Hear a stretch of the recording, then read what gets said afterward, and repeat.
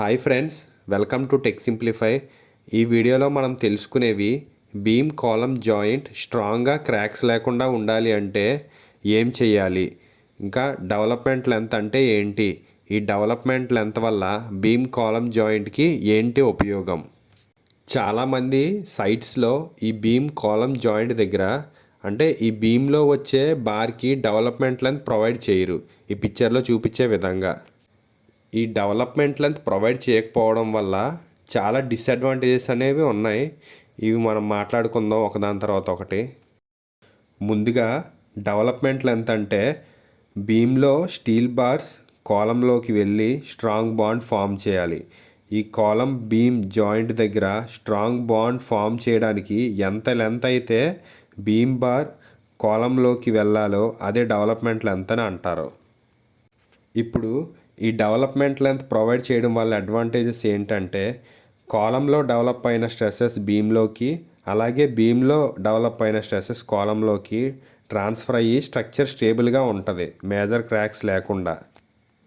ఇంకా ఈ development length provide చేయడం వల్ల సేఫ్ బాండ్ ఏర్పడుతుంది స్టీల్ బార్కి కాంక్రీట్కి, so that no failure due to slippage of bars. Next point, development length provide చేయకపోవడం వల్ల జాయింట్ దగ్గర సడన్ ఫెయిల్యూర్ అనేది జరుగుతుంది before yielding of reinforcement. It's very dangerous. అయితే మనకి మినిమం డెవలప్మెంట్ లెంత్ ఎంత ఉండాలి అంటే 41 times the diameter of the bar. ఇది ఒక థంబ్ రూల్ మాత్రమే. ఇది ఎగ్జాక్ట్గా డెవలప్మెంట్ లెంత్ కనుక్కోవాలంటే దీనికి ఫార్ములాస్ ఉంటాయి, అది నెక్స్ట్ వీడియోలో కవర్ చేస్తాను. ఇక్కడ ఈ పిక్చర్లో చూడండి, గ్రేడ్ ఆఫ్ ది కాంక్రీట్స్ ఇంకా డెవలప్మెంట్ లెంత్ వేశారు. ఇందులో ఏంటంటే ఇప్పుడు grade of the concrete increase అవుతూ ఉంటే మనకి డెవలప్మెంట్ లెంత్ అనేది తగ్గిపోతుంది. ఎందువల్ల అంటే grade of the concrete increase అవ్వడం వల్ల స్టీల్ బార్ని ఆ కాంక్రీట్ అనేది గట్టిగా పట్టుకుంటుంది. దానివల్ల ఏంటంటే failure due to slippage of bar అనేది తగ్గుతుంది. దానివల్ల మనకి డెవలప్మెంట్ లెంత్ కూడా తక్కువ అయినా సరిపోద్ది గ్రేడ్ ఆఫ్ ది కాంక్రీట్ ఎక్కువ ఉన్నప్పుడు.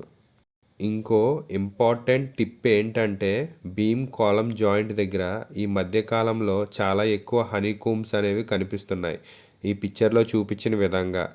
ఇవి రాకుండా ఉండాలి అంటే సైట్లో వర్క్ చేస్తున్నప్పుడే ఈ బీమ్ కాలమ్ జాయింట్ దగ్గర వైబ్రేషన్ అనేది బాగా పెట్టించుకోవాలి, ఎందుకంటే ఈ హనీకూమ్స్ మేజర్ ప్రాబ్లం అవుతాయి ఫ్యూచర్లో.